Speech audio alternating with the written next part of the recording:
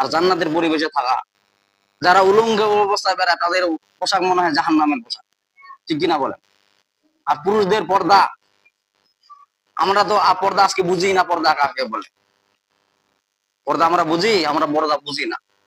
আসলে এই যে নিবি থেকে হাঁটু পর্যন্ত ঢাকে রাখা, এটা কি ফরজে আইন?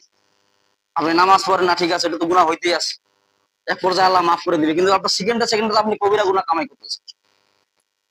জান্নাতের মধ্যে হাওয়া এবং আদম আলাইহিস সালামের পোশাক যখন খুলে গেল, সাথে সাথে আল্লাহ কোরআনে আয়াত ব্যাখ্যা করলেন। আল্লাহ পাক বললেন, ইয়া বানি আদম কদ আনজালনা আলাইকুম লিবাসান ইওয়ারি সাওআতিকুম ওয়ারিশা ওয়া লিবাসুত তাকওয়া যালিকা খায়র যালিকা মিন আয়াতিল্লাহি লাআল্লাহুম ইয়াযাক্কারুন। আল্লাহু আকবার।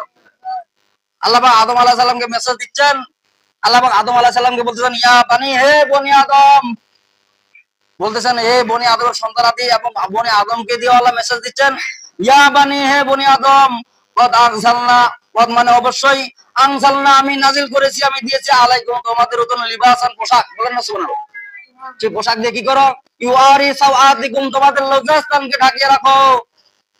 আল্লাহ বলছে, ইয়া বানি আদম, হে বনি আদম, হে বনি আমাদের সন্তানরা, কদ আনজালনা অবশ্যই আমি নাজিল করেছি, আলাইকুম তোমাদের উপর লিবাসান পোশাক, ইউআরি সাওআতিকুম সেই পোশাক দিয়ে তোমরা কি করো? লজ্জাস্থান ঢাকে রাখো, ওয়ারিশা এবং তোমাদের সৌন্দর্য যেন প্রকাশ পায়, বলেন না সুবহানাল্লাহ।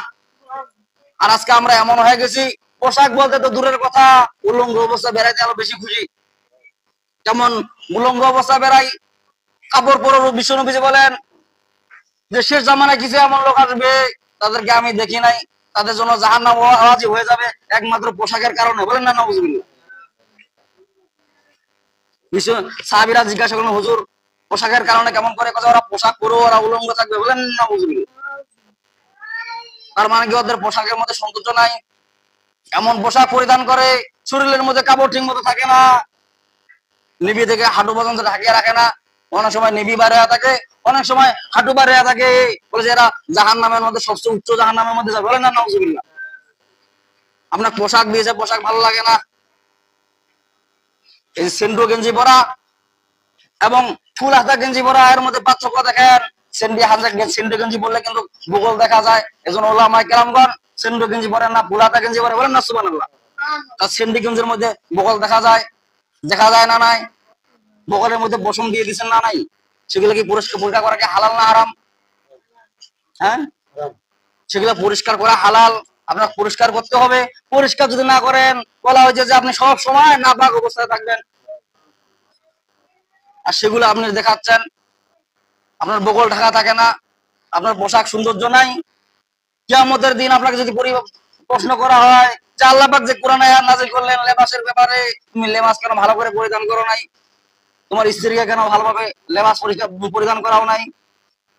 আমরা হলাম কোন কোম্পানি জানেন? আমরা হলাম হায়ার কোম্পানি। কেমন কোম্পানি? আমরা নিজেকে অতি চালাক দাবি করি, কিন্তু কাজের সময় আমরা চালাক না। এজন্য রাসূল বলেন যে প্রত্যেকটা পুরুষকে এবং নারীকে কোরআন হাদিস শিক্ষা করা ফরজে আইন। রাসূল বলেন, তলাবুল ইলমি ফারিদাতুন আলা কুল্লি মুসলিম ওয়া মুসলিমাত। কোরআন হাদিস শিক্ষা করা প্রত্যেক নারীর উপর আমি আল্লাহ খরচ করে দিয়েছি। তার মানে কি 40 দিন গেলে আপনার গুপ্তাঙ্গ পরিষ্কার না করলে আপনি সবসময় নাপাক অবস্থায় থাকবেন?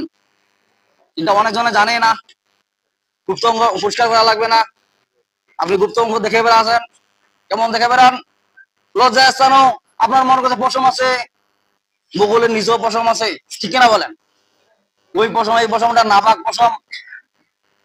এজন্য আল্লাহ পাক বলেন, ইয়া বানি আদম কদ আনজালনা আলাইকুম লিবাসাই ইউরি সাওআতিকুম ওয়ারিশা।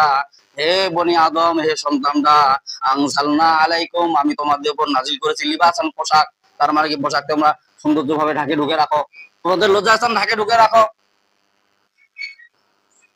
এখন আমরা তো ওই কোন কোম্পানি? আমরা এমন কোম্পানি, আমরা নিজে খুব চালাক দাবি করি। এক জায়গায় একজন হুজুর বলতেছে যে কারা কারা বউকে ভয় করেন, স্ত্রীকে ভয় করেন, হাত তুলেন। সবাই হাত তুলছে, একজন হাত তুলে নাই। বলছে, বাপ রে, এটা লোক তো আল্লাহর ওলি রে, সবাই হাত তুলে, সবাই আল্লাহ মানে বউ ভয় করে, আর এই লোকটা ফের বউ ভয় করে না। বলছে কি ব্যাপার, সবাই হাত তুললো, সবাই বউকে ভয় করে, আর তুমি কেন হাত তুললাম না, তুমি কি বউকে ভয় করো না? বলছে হুজুর আপনি যে বললেন হাত তোলার জন্য, আমি যদি বইয়ের পারমিশন ছাড়া যদি হাত তুলি তাহলে আমার ফাটান আছে, এই জন্য আমি হাত উঠাই নাই। তাহলে ও বেশি চালাক। আমরা বাঙালি কেমন চালাক, আমরা হলো এই কোম্পানি চালাক। হ্যাঁ, সবাই হাত তুলছে, ও বইয়ের পারমিশন ছাড়া হাত তুলবে না, কারণ ওই জন্য হাত তুলে নেয়। এত সব আল্লাহর ওলি, মানে দেখতে দেখা যায় আল্লাহর ওলি দরবেশ কিচ্ছু জানে না, কিন্তু ভিতরে ভিতরে মানুষের বদনাম দুর্নাম করে, গীবত করে, ইমাম সাহেবের বদনাম করে, মুয়াজ্জিনের বদনাম করে। এমন লোক আছে না নাই? দেখে বুঝা যায় দরবেশ আলী কিছু জানে না, দেখবেন যে ওহাই বড় জাহান্নামের মধ্যে কাজ করে। যারা প্রকাশ্য গুনাহ করে তাদেরকে চিহ্নিত করা যায়, আর যারা মুনাফিক তাদেরকে চিহ্নিত করা যায় না। কিয়ামতের দিন তাদের শাস্তি বেশি ভয়াবহতা হবে। যারা ভিতরে ভিতরে মানুষের বদনাম করে আর উপরে উপরে দরবেশগিরি দেখায়, এমন লোক মনে হয় নাই? ওই বানরা ছাগলের মতো, ওই যে কেমন করে একজন আলুয়া রুটি রাখে দিয়া ওই পার হয়ে গেছে, আর ছাগলকে বানর উপরে মধ্যে আছে, আর ছাগলের মধ্যে নিচের মধ্যে আছে। হালুয়া রুটি বানর খায়া দেয়া, কিছু হালুয়া ছাগলের মুখে লাগা দিছে, আর মালিক এসে তো ছাগল ইচ্ছা মতো পিটন। কিন্তু আল্লাহ সেরকম করবে নাকি? আল্লাহ বলছে না আমি সেরকম করবো না, যারা হালুয়া খাইছো তাদেরকে পিটন দিব। তার মানে কি, তুমি খারাপ কাজ করো আর দেখাও আলেম ওলামার দিকে, এই ওই ব্যক্তি খারাপ করছে, এই খারাপ